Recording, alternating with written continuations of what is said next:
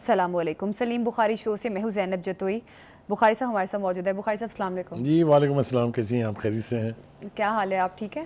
میں بھی ٹھیک ہوں. بالکل گرمی بڑھ رہی ہے بس روز. جی بالکل گرمی تو بڑھتی جا رہی ہے، اور لیکن آگے معاملات جو ہیں وہ اگر اوورآل دیکھے جائے عالمی طور پہ وہ بھی کافی زیادہ سنجیدہ نظر آ رہے ہیں. پروگرام کے آغاز میں ہم بات کریں گے اسرائیل کے غزہ پر جارحانہ حملے جاری ہیں. 24 گھنٹوں میں 50 سے زائد فلسطینی شہید کر دیے گئے ہیں، جبکہ اردن اور مصر نے اسرائیل اور حماس میں 5 سے 7 سال جنگ بندی کی نئی تجاویز بھی پیش کی گئی ہیں.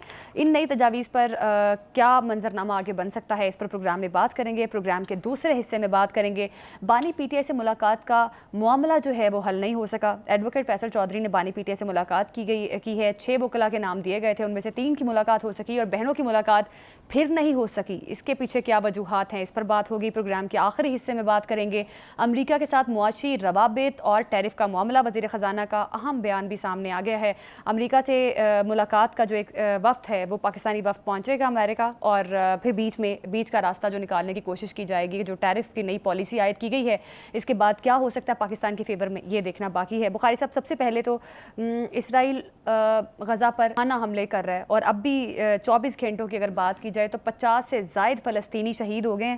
اردن اور مصر نے بخاری صاحب ایک تجویز پیش کی ہے کہ 5 سے 7 سال جنگ بندی ہو سکتی ہے. کس طرح سے ممکن ہے یہ؟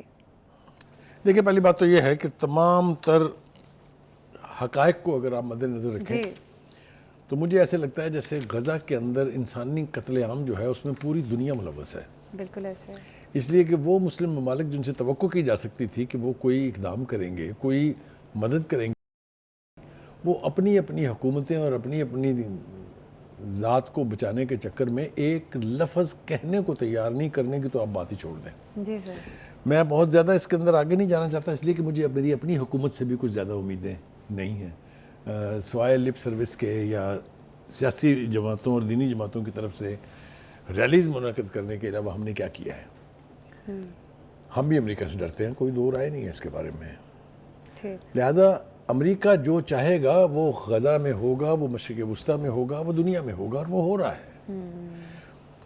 ٹرمپ کے نیتن یاہو کے ساتھ وہ کیا کہتے ہیں کامریڈ انعام ہونے کے حوالے سے، فلسطینیوں کے خلاف جرائم کے حوالے سے، وہ دونوں ایک ہی سکے کے دو رخ ہیں.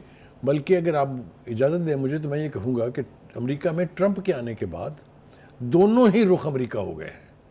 بالکل. لہٰذا جو قیامت برپا ہو رہی ہے غزہ میں وہ امریکہ کی مرضی، اس کی کنائیونس اور اس کی سپورٹ سے ہو رہی ہے. ٹھیک. لہٰذا ایسی صورتحال میں یہ توقع رکھنا کہ کوئی ایسی تجویز سامنے آئے گی جس سے فلسطینیوں اور حماس کی کوئی دلجوئی ہو سکے یا ان کو کوئی ریلیف مل جائے، یہ تو آپ توقع کرنی چھوڑ دیں. جتنی تجاویز اب تک آئی ہیں اس کے نتیجے میں ریلیف تو چھوڑ دیجئے، فلسطینیوں کی زندگی اور عذاب سے دوچار ہوئی ہے. Is that right or not? بالکل. لیکن بخاری صاحب اگر 5 سے 7 سال کی تجویز مانی جا سکے یہ تو اس سے زیادہ گمبھیر اور خوفناک سازش ہے. یہ 5 اور 7 سال اس لیے نہیں مانگے جا رہے ہیں کہ آپ غزہ کی تعمیر نو کریں گے، آپ حماس کو وہاں پنپنے دیں گے، آپ فلسطینیوں کو وہاں رہنے دیں گے. بالکل نہیں ایسا. یہ 5-7 سال مانگے جا رہے ہیں کہ آخری فلسطینی کو بھی غزہ سے اور اس پورے خطے سے نکال دیا جائے. ٹھیک. یہ میں آپ کو بڑی ذمہ داری کے ساتھ یہ بیان دے رہا ہوں، کیونکہ نہ امریکہ، نہ اسرائیل اور نہ ہی اس کے حواری ممالک چاہتے ہیں کہ فلسطین اور حماس اس خطے میں، اس غزہ میں پنپے. بالکل. اسرائیل بھی تو یہی چاہتا ہے کہ عارضی جنگ بندی ہو اور مغویوں کی رہائی ہو جائے. That means کہ امریکہ اور باقی اس خطے کے ممالک اسرائیلی ایجنڈے پر عمل پیرا ہے، کیونکہ اس کے نتیجے میں ہر روز لاشیں ہی لاشیں اٹھ رہی ہیں. غزہ کی آخری بلڈنگ بھی اب قبرستان کا منظر پیش کر رہی ہے. یہ سب کچھ ہونے دیا جا رہا ہے تو اس کا کیا مطلب ہے؟ دیکھیے آپ کو میں مثالیں دے کے ثابت کر سکتا ہوں کہ دنیا کے جس چھوٹے سے چھوٹے خطے میں، چاہے وہ کانگو ہے، چاہے وہ تنزانیہ ہے، چاہے وہ ایریٹریا ہے، نیم دا کنٹریز، چھوٹے چھوٹے ملک میں چھوٹی چھوٹی گڑبڑ کے ساتھ فوری طور پہ امن فوج وہاں پہنچ جاتی ہے. یونائٹڈ نیشنز کی کتنی بڑی فورس رکھی ہوئی ہے یونائٹڈ نیشن نے. Where is that united nations in Gaza? Where is that peace force in Gaza? Gaza کے لوگوں کو ایک قاتل کے رحم و کرم کے اوپر چھوڑ دیا گیا ہے، اور ہر ایسی سازش کا حصہ بننے میں خوشی محسوس کر رہی ہے مسلم قیادت جو فلسطینیوں کی زندگی کو مزید عذاب سے دوچار کر رہی ہے۔ میں اس کے اوپر ایک بڑی لمبی تقریر کر سکتا ہوں، میں اس کے اوپر جواز پیش کر سکتا ہوں آپ کو۔ اصل میسج امریکہ اور اسرائیل کی طرف سے ان سہولت کاروں یا سالسوں کے ذریعے یہ پہنچایا جا رہا ہے کہ نہ تو ہم آپ کو یعنی فلسطینیوں اور حماس کو یہاں کی تعمیر نو کرنے دیں گے، نہ ہم آپ کو یہاں رہنے دیں گے۔ Go back to original plan of Trump, جس نے کہا تھا یہ کہ ہم تو یہاں پر بنائیں گے جی سیاحتی ریزورٹ، اور پھر انہوں نے آرٹیفیشل انٹیلیجنس کے طور پر جو منظر نامہ پیش کیا تھا اس کی ویڈیوز بھی پوری دنیا میں چل بالکل بخاری صاحب، یقینی طور پہ امریکی سفیر نے بھی اس پر ایک سٹیٹمنٹ دی تھی، اس کو بھی پروگرام میں شامل کریں گے، لیکن ابھی ایک شارٹ بریک لیتے ہیں، ہمارے ساتھ ہی رہیے گا۔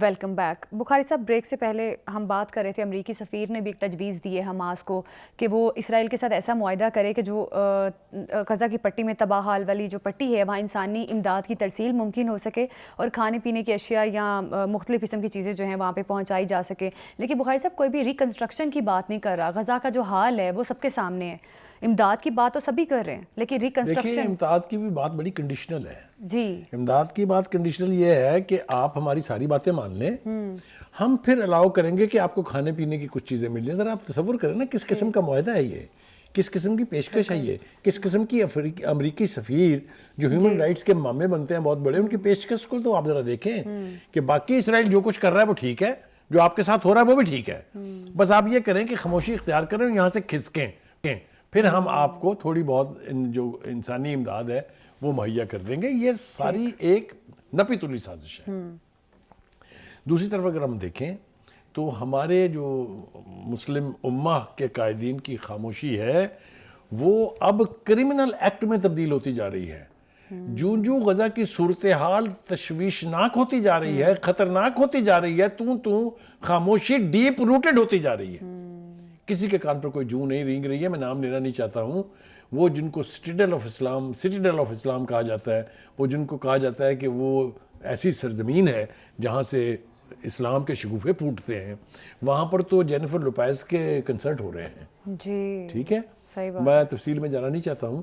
یہ اس بے حسی کا منظرنامہ ہے جس کی طرف ہم پچھلے کئی پروگراموں سے ماتم کناں ہیں، ہم چیخ پکار کر رہے ہیں لیکن کسی کے کان پر جون نہیں ریکھتی، اس لیے کہ غزہ میں اگر فلسطینی مر رہے ہیں یا شہید ہو رہے ہیں تو ان کا اس سے کوئی لینا دینا نہیں ہے، وہ صرف اپنے آقا امریکہ بہادر کی مرضی سے کوئی بھی تجویز پیش کریں گے جس سے فلسطینیوں کا وہاں قیام ناممکن ہو جائے، جس سے اسرائیل مزید طاقتور ہو جائے۔ وہ ابھی تو بات ہم غزہ کی پیٹ رہے ہیں نا، وہاں تو ایسی سازشیں چل رہی ہیں کہ مغربی کنارے پر بھی اب قابض ہونے کے خواب دیکھ رہا ہے اسرائیل، اور وہ کیوں نہ دیکھے، کیونکہ اس کو کوئی پوچھنے والا ہی نہیں ہے، مطلب ہے اس کو کھلی چھٹی ہے انسانی خون سے ہاتھ رنگنے کی۔ بہرحال یہ تو ایک منظرنامہ ہے۔ بالکل بخاری صاحب، لیکن اسرائیل کے اندر جس قسم کے معاملات پیش آ رہے ہیں، جو چیلنجز نیتن یاہو صاحب کو درکار ہیں، اگر وہ دیکھا جائے تو ان کی تو اپنی سیاسی پوزیشن جو ویک نظر آ رہی ہے۔ اپوزیشن لیڈر نے خبردار بھی کیا ہے کہ ملک میں نفرت انگیز مہمات یہودیوں کو ماریں گے، اس قسم کی الارمنگ سچویشن آگے ہو سکتی ہے۔ یہ بہت ہی خطرناک صورتحال کی طرف اشارہ ہے۔ ایک تو جو جنگ کی وجہ سے صورتحال ہوتی ہے کسی بھی ملک کے اندر، چاہے وہ کتنا ہی بڑا ہو، وہ تو اپنی جگہ ہے، لیکن جو اندرونی خلفشار ہے، اور یہی وجہ ہے کہ نیتن یاہو جنگ روکنے پر تیار نہیں ہے کہ جو ہی جنگ رکے گی اٹ از ہز نیک، جی، یہ اس کی گردن کے اندر کرپشن کے چارجز اس کے اوپر ہیں، انسانی خون سے ہولی کھیلنے کے اس کے اوپر ہیں، اپنے اپوزیشن کے جو رہنما ہیں ان کے خلاف آلموسٹ جینوسائیڈ۔ آپ دیکھیے کہ جو وہاں کی سیکورٹی ایجنسی ہے جس کا نام ہے شین بیٹ اور جس کے سربراہ ہیں ونن بار، اس کے خلاف جو مہم نیتن یاہو نے چلائی ہوئی ہے اور اس کو ہٹانا چاہتے ہیں، وہ اس لیے کہ اس نے غزہ وار جو ہے اس کی مخالفت کی تھی، جی، لیکن اس کے حوالے سے جو اپوزیشن لیڈر نے وارننگ دی ہے اسرائیل کو، امریکہ کو اور تمام تر یہودیوں کو، وہ یہ ہے جیسا کہ آپ نے کہا کہ نفرت انگیز مہمات یہودیوں کو ماریں گے، اور انہوں نے بات یہاں چھوڑی نہیں ہے، انہوں نے حوالہ دیا 1995 جی، 1995 میں اس وقت کے اسرائیلی وزیر اعظم قتل ہوئے تھے اور وہ اندرونی خلفشار کی وجہ تھا تو اسے کسی فلسطینی نے نہیں مارا تھا، نہ اسے کسی عرب نے مارا تھا، نہ اسے کسی ایرانی نے مارا تھا، وہ اپنے اندر کی سازش کا شکار ہوئے تھے۔ یہ کھل کھلا کے کہہ رہے ہیں کہ آپ کی جو پالیسیز ہیں اس کے نتیجے میں جو ہونے والا ہے اس کی خوفناکیوں کی طرف اشارہ کیا ہے۔ دو ایک لائنیں اگر آپ کہیں تو میں پڑھنا چاہوں گا۔ اسرائیلی اپوزیشن لیڈر ریائر لاپید نے کہا ہے کہ اگر ملک میں نفرت انگیز مہمات کا سلسلہ نہ رکا تو پھر سیاسی قتل ہوں گے، یہودی یہودیوں کو ماریں گے۔ یہ بہت ہی ڈینجرس قسم کی صورتحال ہے۔ پھر وہ کہتے ہیں کہ سرخ لکیر عبور ہو چکی، اگر ہم نے ہوش نہ سنبھالا تو یہاں سیاسی قتل ہوں گے، شاید ایک سے زیادہ یہودی یہودیوں کو قتل کریں گے۔ It's a very severe warning, very serious warning. یہ آپ کو وہ منظرنامہ بتا رہی ہے کہ جو اسرائیل کے اندر ہے۔ یہ ہو گیا جناب۔ اب میرے خیال سے تھوڑی سی بات کر لیجیے، ہم نے وہ بات تو کر لی جو نئی تجویز ہے، میرے خیال سے وہ اس کو یقینی بنانے کے لیے ہے کہ یہاں غزہ سے سارے لوگ چلے جائیں بالکل، اور اسرائیل اپنی منمانی کرے۔ کوئی وہاں پر تعمیر نو جو ہے کسی نے فلسطینیوں کو نہیں کرنے دینی۔ اسرائیل اور امریکہ مل کے اپنے اس شرمناک منصوبے کو تکمیل تک پہنچائیں گے۔ یہ اگر ہوتا ہے، اللہ نہ کرے کہ ایسا ہو، لیکن اگر ہوتا ہے تو پوری مسلم قیادت اس جرم میں شریک کار ہوگی۔ یہ میں ذمہ داری سے کہہ رہا ہوں۔ اور خاص طور پہ بخاری صاحب امریکہ ہوگا، ٹرمپ صاحب جو جس طرح سے ان کو سپورٹ کر رہے ہیں وہ اس کے سب سے بڑے دوسری ذمہ طرف دار ہیں۔ دیکھیں جو مسلمانوں کے جذبات ہیں، جی ہم مسجد اقصیٰ کو اپنا قبلہ اول کہتے ہیں، بالکل بالکل، اور قبلہ اول کی جو تعظیم، جو یعنی اس کے مذہبی سگنیفیکنس ہے، کسی سے پوشیدہ نہیں ہے۔ اس کے اندر اجازت نہیں ہوتی تھی یہودیوں کو داخل ہونے کی۔ ایک خاص تعداد میں 80 لوگوں کو ایک بار وہاں عبادت کرنے کی اجازت ہوتی تھی، اس کو کل رینسیک کیا ہے یہودیوں نے، اور اس قدر اشتعال انگیز طریقے سے کیا ہے کہ میں سمجھتا ہوں کہ ان فلسطینیوں کی داد دینی چاہیے جنہوں نے وہاں دیکھ کے اپنی آنکھوں سے اس کو برداشت کیا، اس لیے کہ تمام داخلی گیٹس جو ہیں وہ وہاں کی فوج جو ہے یہودیوں کی، اسرائیل کی فوج جو ہے اس نے بند کر دیے ہوئے تھے۔ مطلب کہنے کا یہ کہ اور غیرت جگانے کے لیے کیا ہونا چاہیے؟ مسلمانوں کو کب غیرت آئے گی؟ قبلہ اول کی تضحیق ہو رہی ہے، اس کو پاؤں تلے روندا جا رہا ہے، سارے چپ ہیں۔ بالکل، اسرائیل بخاری صاحب کوشش کر رہا ہے کسی طریقے سے مسلمانوں کو پنچ کرنے کی، وہ اپنی بھرپور کوششیں تو جاری رکھا ہوا ہے۔ بخاری صاحب اب امریکہ اور ایران کی اگر بات کی جائے، بالکل صحیح، آپ نے صحیح سے وہاں پر آپ کو کیا لگ رہا ہے وہاں معاملات کس طرف جا رہے ہیں؟ کیونکہ اگر ہم خامنائی صاحب کی سٹیٹمنٹ دیکھیں یا ایران کا پرسپیکٹیو دیکھیں تو اس میں تو کچھ اور ہی چیزیں نظر آ رہی ہیں، کیونکہ انہوں نے تو صاف بتا دیا کہ دھمکی کے ذریعے ڈیل نہیں ہو سکتی، اور اب تیسرا دور ہفتے کے روز ہونے جا رہا ہے۔ اسرائیل کی سکسیسو لیڈرشپ دو ملکوں کو اپنا دشمن قرار دیتی ہے، ایک ایران، ایک پاکستان۔ پاکستان اس لیے کہ ہم نیوکلیر پاور تھے اور ان کا خیال یہ تھا کہ الٹیمیٹلی ہم ان کی مدد کو پہنچیں گے۔ دوسرا ایران، اگر کسی ملک نے، میں یہ نہیں کہتا کہ بہت بڑا کنٹریبیوشن ہے ایران کا، لیکن اگر کسی ملک نے سٹیڈ فاسٹنس دکھائی ہے، ریزسٹنس دکھائی ہے تو وہ ایران ہے۔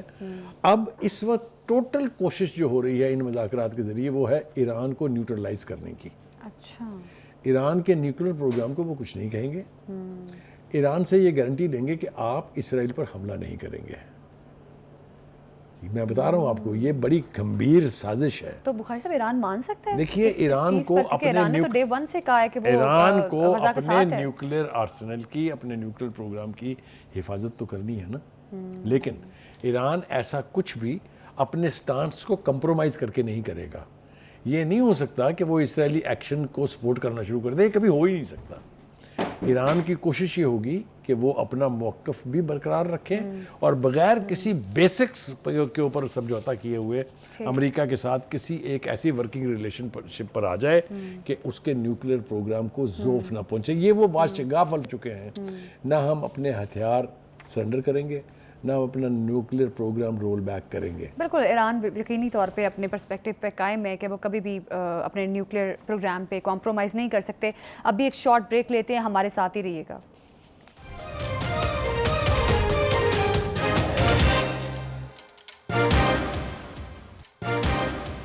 Welcome back. Advocate Faisal Chaudhry کی بانی پی ٹی آئی سے ملاقات ہوئی ہے, ان کے تھرو کچھ بانی پی ٹی آئی نے اہم پیغامات بھی بھیجے ہیں. فیصل چودھری نے کیا گفتگو کی بانی پی ٹی آئی سے ملاقات کے بعد, پہلے وہ پروگرام میں شامل کرتے ہیں, پھر بخاری صاحب سے اس پہ کامنٹ لے. جی بخاری صاحب, اب فیصل چودھری کی گفتگو تو آپ نے سنی, انہوں نے کہا کہ اسٹیبلشمنٹ اور پی ٹی آئی کی ضرورت ملک اور عوام کو ہے. اس کے ساتھ ہی ساتھ بخاری صاحب یہ جو ملاقاتوں کا معاملہ ہے, بہنیں کہہ رہی ہیں ہمیں ابھی تک ملاقات کرنے کا موقع نہیں دیا جا رہا, تو یہ کیوں معاملہ ایگزیجریٹ ہوتا جا رہا ہے؟ دیکھیے, جہاں تک ملاقاتوں کا تعلق ہے, اس اسکینڈل کے اوپر تو ہم کل کے پروگرام میں بڑی تفصیل سے بات کر چکے ہیں, اس سے پہلے بھی کر چکے ہیں کہ جس جماعت میں جو اپنے آپ کو وفاقی جماعت کہلاتی ہے, جو کہتی ہے میں لارجسٹ پولیٹیکل پارٹی ہوں, اس میں جیل میں ملاقاتوں کے حوالے سے جو جوتم پزار ہو رہی ہے یا جو جوتیوں میں دال بٹ رہی ہے, اس سے پتہ چلتا ہے کہ کتنی آرگنائز پارٹی ہے. بخاری صاحب, بانی پی ٹی آئی کی بہنوں نے بھی میڈیا سے گفتگو کی ہے, ایک بار وہی پروگرام میں شامل کر لیں اگر آپ اجازت دیں تو, پھر اس پہ کامنٹ لیتے ہیں. جی بخاری صاحب. دیکھیے, ملاقاتوں کے حوالے سے جیسا میں نے کہا, ہم بڑی تفصیل سے بات کر چکے ہیں, بار بار بات کو ریپیٹ کرنا جو ہے اس پر حیرت ہے. ایک طرف ہمیں یہ بتایا جاتا ہے کہ بہنوں کا اور بیگم صاحبہ کا سیاست سے کوئی تعلق نہیں ہے, ٹھیک ہے. دوسری طرف دونوں, وہ تو خیر اب جیل میں ہیں, ورنہ اس سے پہلے وہ بھی بیان جاری کرتی تھی, اور یہ بہنیں جتنی بار ملتی تھی اس کے بعد باہر آ کے پریس کانفرنس کرتی تھی اور سیاسی بیانات جاری کرتی تھی. اگر میں پارٹی کے اندر کے ذرائع کو مان لوں تو وہ تو یہ کہتے ہیں کہ فیملی کے اندر بھی پارٹی پر قبضہ کرنے کی جنگ جاری ہے. لیکن بخاری صاحب, اس سے پہلے بھی ماضی میں بھی سیاستدانوں کے عزیز و اقارب جو تھے وہ اسی طرح سے میڈیا میں گفتگو بھی کرتے تھے اور احتجاج کرتے ہی تھے. جلدی سے مجھے 2 حوالے دے دیں. بخاری صاحب, اگر ہم بیگم کلثوم نواز کی بات کریں, ماضی کی بات کر رہی ہوں, نہیں ماضی کی جتنی کی بات کرتے ہیں, مجھے ایک دفعہ بتا دیں کہ وہ جیل سے باہر آ کے انہوں نے پریس کانفرنس کی. لیکن بخاری صاحب, میں آپ ہی سے وہ پوچھ رہی ہوں سوال کہ آپ کو کیا لگتا ہے ایسا نہیں ہوتا تھا کبھی بھی. یہ ملاقاتوں کو جتنا سکینڈلائز کر دیا گیا ہے اب, وہ اس سے پہلے پاکستان کی تاریخ میں نہیں ہوا, ٹھیک ہے. اس لیے کہ اب ان کا خیال یہ ہے کہ پارٹی صرف اس پر چل رہی ہے کہ مل کے آنے والا باہر آ کے پریس کانفرنس میں لوگوں کو کیا کہتا ہے. دیکھیں نا, ایک وکیل کو آپ نے مقدمات سے تو اپنے ہٹا دیا, آج وہ اندر سے پابانی کا بیان لے کے آئے ہیں. کیا کریں, کس کی مانیں؟ یہی فیصل چودھری تھے نا جن کو ہٹایا مقدمات سے. آج وہ پھر بانی کے بہاف کے اوپر جو بیان دے رہے تھے, ان کا میرے خیال سے تذکرہ کرنا بہت ضروری ہے. انہوں نے کہا جی کہ 26ویں ترمیم کے بعد جو ہو رہا ہے اس پر لیگل کمیٹی یعنی پارٹی کی لیگل کمیٹی جو ہے وہ چیف جسٹس کو خط لکھے گی. تو خطوط غالب کا سلسلہ ایک مرتبہ پھر شروع ہونے والا ہے. دوسری طرف وہ کہتے ہیں کہ جی ہمارے عدالت میں کیسز نہیں لگ رہے ہیں اور بشرا بی بی کے ساتھ زیادتی ہو رہی ہے. بھائی صاحب, کرمنل کیسز ہیں ان کے اوپر بھی. توشہ خانہ جو ہے اٹس اے کرمنل کیس, تو اگر مقدمات میں آپ ہیں تو پھر عدالت کی طرف دیکھیں آپ, اور کسی طرف نہ دیکھیں. اسٹیبلشمنٹ اور پی ٹی آئی کی ضرورت ملک اور عوام کو ہے. لو جی, یہ بانی پی ٹی آئی نے طے کر دیا ہے. یعنی وہ اسٹیبلشمنٹ جس کی وہ انہوں نے, جس کے چیف کی اپوائنٹمنٹ روکنے سے لے کے پیچھا کرنے تک کی دھمکیاں دی ہیں, آج فرما رہے ہیں کہ اسٹیبلشمنٹ اور پی ٹی آئی یعنی یہ ایک ہی سکے کے 2 رخ بنا دیے ہیں, اور کہا پاکستان کو اور عوام کو اس کی ضرورت ہے. Now tell me which part of بانی's statement should we trust؟ ایک بات, آگے چلیے. بڑی دیر کی مہربان آتے آتے بڑی دیر میں پتہ چلا آپ کو یہ کہ یہ اسٹیبلشمنٹ جو ہے, ملٹری اسٹیبلشمنٹ, یہ تو پاکستان کو متحد کرنے میں انسٹرومنٹل ہے. آگے چلیے جناب, پھر وہ آ جاتے ہیں اپنے افغانستان کے اوپر. افغانستان کے حوالے سے جو سٹانس ہے پی ٹی آئی کا اور بانی کا, وہ سب کو معلوم ہے. وہ اب یہ فرما رہے ہیں کہ آپ نے مذاکرات 3 سال دیر سے کیوں شروع کیے. تو بخاری صاحب, یہ صحیح بات ہے کہ مذاکرات بہت پہلے شروع ہو جانے چاہیے تھے. آپ مجھے یہ بتائیے کہ جب آپ کے گھر کو آگ لگائی جا رہی ہو, جب آپ کے 2 صوبوں کے ہر شہر میں دہشت گردی کے واقعات ہو رہے ہوں, تو اس وقت آپ جائیں گے پاؤں پکڑنے کے لیے؟ تو پہلے ان کے خلاف آپریشنز ہوئے ہیں, ان کے خلاف آپریشنز جاری ہیں. خوارج کے ساتھ جو کچھ اس وقت ہو رہا ہے, آپ یہ دیکھیے گا, زیادہ دیر کی بات نہیں ہے کہ یہ سکڑ کے دم توڑ دیں گے. یہی ہوتا ہے. ہم نے پہلے بھی 2 ملٹری آپریشنز بڑے کیے تھے, ایسے تو 3 کیے تھے. اگر آپ راہ نجات کو سوات والے کو لے لیں, سوات پر بھی تو قبضہ ہو گیا تھا نا, پھر چھوٹا کہ نہیں. آپریشن ضرب عذب, اس نے بہت ایفیکٹو, دنیا نے ریکگنائز کیا اور اپریشیٹ کیا. پھر اس کے بعد رد الفساد, یہ آپریشن کامیاب آپریشنز تھے. اب جب آپریشن کی بات کرتے ہیں تو ساتھ ہی پی ٹی آئی کی حکومت کو جو ہے وہ کیا کہتے ہیں اس کو, ٹھیک ہے. اب وہ یہ کہہ رہے ہیں کہ ان سے آپ بات کریں اور ان کی بات کے مطابق ان کے ساتھ بیٹھ کے فیصلے کریں. اس میں افغانز جو ہیں ان کی یہاں سے ملک بدری بھی ہے, اس میں جو آپریشنز ہو رہے ہیں اس کو روکنے کی بھی بات ہے, کیونکہ وہ بار بار یہ کہہ رہے ہیں کہ آپ ایکشن نہ لیں, آپریشن ہم نہیں ہونے دیں گے. یہ ان کے اسٹیٹڈ پوزیشنز ہیں, یہ ہم اپنے پاس سے نہیں کہہ رہے ہیں. ٹھیک ہے جی. آگے جناب وہ فرماتے ہیں حکومت نے وقت کا ضیاع کیا جس سے قیمتی جانوں کا ضیاع ہوا, فوج کے جوان شہید ہوئے. یعنی تاثر یہ ہے کہ یہ ہم نے جان بوجھ کے مروائے ہیں اپنے آدمی, جان بوجھ کے شہید کروائے ہیں. ایسا نہیں ہے. کوئی بھی ملک چاہے کتنا ہی بڑا ہو کتنا ہی چھوٹا ہو, وہ کبھی بھی نہیں چاہے گا کہ اس کے ہاں لا اینڈ آرڈر کی صورتحال یہ ہو کہ گھر گھر جو ہے بم چل رہے ہوں, سڑکوں کے اوپر لاشیں گر رہی ہوں. یہ کوئی نہیں چاہتا ہے, نہ ہم نے یہ چاہا تھا. یہ ہمارے گلے میں توق ڈالا گیا, اب ہم اس کو اتار کے پھینکنے کی کوشش کر رہے ہیں. تو یہ تو پیغام لے کے آئے جی. وہ بانی پی ٹی آئی نے مائنز اینڈ منرل ایکٹ پر بھی بات کی ہے کہ اس پر بھی انہوں نے کہا کہ وزیر اعلیٰ کے پی اور سینئر لیڈرشپ آ کر مجھے بریف کرے. اب آپ یہ دیکھیں کہ حکومت کا پیش کردہ بل ہے, اس کے اوپر پارٹی میں اختلاف ہے. یہ تو یونٹی کا حال ہے جی.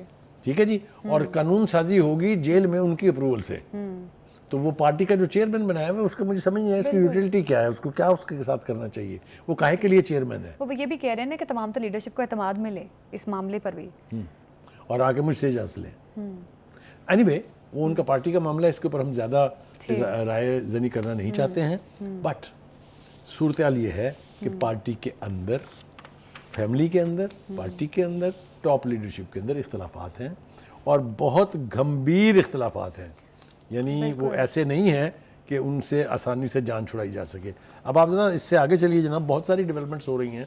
مثال کے طور پر جو عمران خان کی 9 مئی کے 8 مقدمات میں ضمانت تھی وہ کاز لسٹ سے ہی ہٹا دی گئی ہے. It's a very serious development. ویسے تو یہ کہا گیا کہ چونکہ ججز کی تشکیل نہیں پا سکا بینچ, اس لیے ہوا ہے, لیکن میرے خیال سے اس میں there is something more that meets the eyes. Anyway پھر جناب وہ گنڈا پور صاحب چونکہ سمجھتے ہیں وہ وزیر اعلیٰ بن گئے ہیں, تو اب انہوں نے کسی عدالت میں جانا نہیں ہے.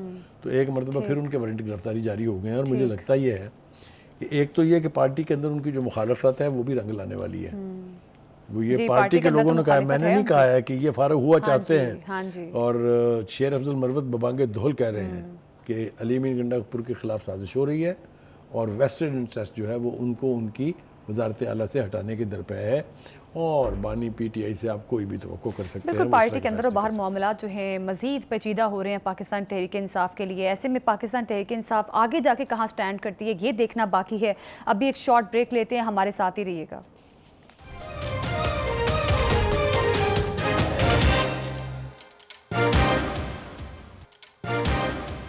Welcome back. مقبوضہ جموں کشمیر کے علاقے پہلگام میں سیاحوں پر حملہ کیا گیا ہے اور سیاحتی مقام پر نامعلوم افراد کی فائرنگ سے 24 افراد ہلاک ہو گئے, جبکہ اموات میں مزید اضافے کا خدشہ بھی ظاہر کیا جا رہا ہے. بخاری صاحب, نہایت افسوسناک واقعہ تھا, 24 افراد جو ہیں ہلاک ہو گئے اور زخمیوں کی تعداد بھی جو ہے وہ بتائی جا رہی ہے کہ 20 کے قریب ہے.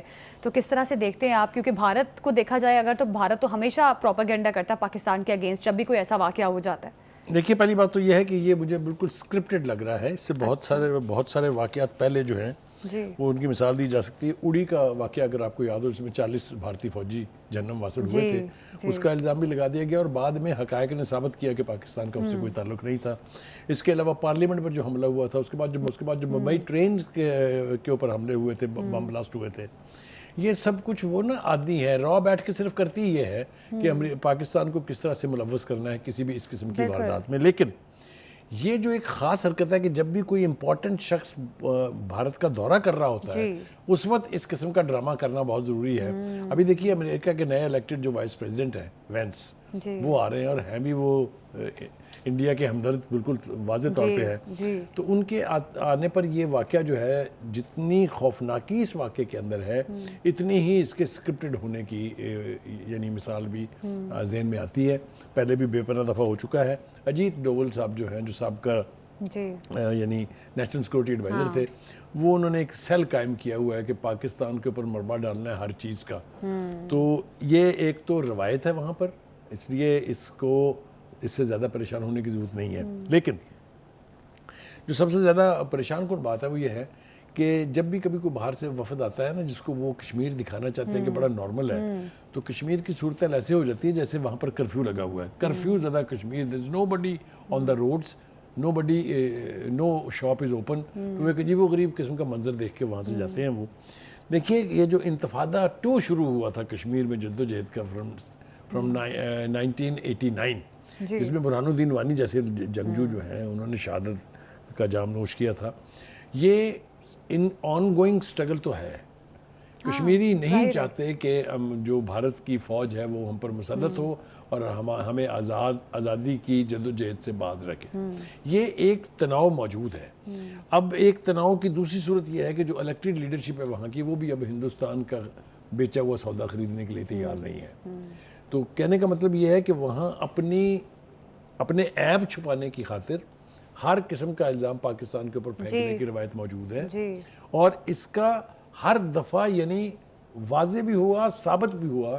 رپورٹس ایون آئیں, انٹرنیشنل رپورٹس میں ثابت ہوا کہ بھارت دہشت گردی سپورٹ کرتا ہے, دہشت گردی پھیلاتا ہے. اسٹیٹ ٹیررزم, یعنی آپ یہ دیکھیے کہ وہاں 10 لاکھ سے اوپر بھارتی فوج جو ہے وہ اسٹیٹ ٹیررزم کے ایسے جرائم میں ملوث ہے جس کی دنیا میں کہیں مثال نہیں ملتی.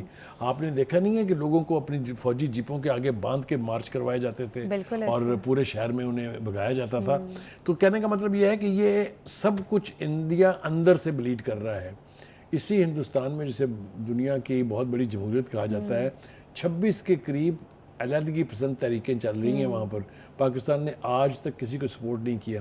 خالصتان سے شروع ہو جائے, ناگاز پر آ جائیں, ناگاز سے شروع ہو جائیں, سیامیز پر آ جائیں, سیامیز سے شروع ہو جائیں, بے پناہ پتہ نہیں کیا کیا وہاں چل رہا ہے. ہم نے کبھی ان کو اس طرح سے سپورٹ نہیں کیا ہے. لیکن ہندوستان کوئی موقع ایسا جو ہے ہاتھ سے نہیں جانے دیتا جس سے پاکستان کے اوپر ملبہ ڈال کے اپنے عیب چھپانے کی کوشش کی جائے. فارچونیٹلی اب دنیا اتنی ایڈوانس ہو گئی ہے کہ جو وہاں کے امیجز ہیں وہ پوری دنیا میں جا رہے ہیں. آپ یہ دیکھیے کہ اگر پاکستان اتنی قوت رکھتا ہے کہ اوڑی میں جا کے ان کے 40 فوجیوں کو جنم واصل کرے, وہ جا کے پہلگام کے علاقے میں سیاحوں کے اوپر اس قسم کا حلملہ کرے, پھر تو ہندوستان کو اپنی جان بچانے کے لیے کچھ کرنا چاہیے. بالکل طاقت کے ذریعے وہ ہمیں نہیں جھکا سکتا. اس نے بے پناہ کوشش کی جو آزاد کشمیر ہے اس کے اندر اس قسم کے واقعات کرانے کی, لیکن وہاں کشمیری جو ہیں چونکہ ان کو یہ اندازہ ہے اور انہیں یہ پتہ ہے کہ ہندوستان سے کوئی خیر کی توقع نہیں ہو سکتی, کبھی آزادی نہیں ملے گی. پلیٹ میں رکھ کے ہندوستان کی لیڈرشپ کبھی آزادی نہیں دے گی. ملے گی تو یہ جدوجہد سے ملے گی.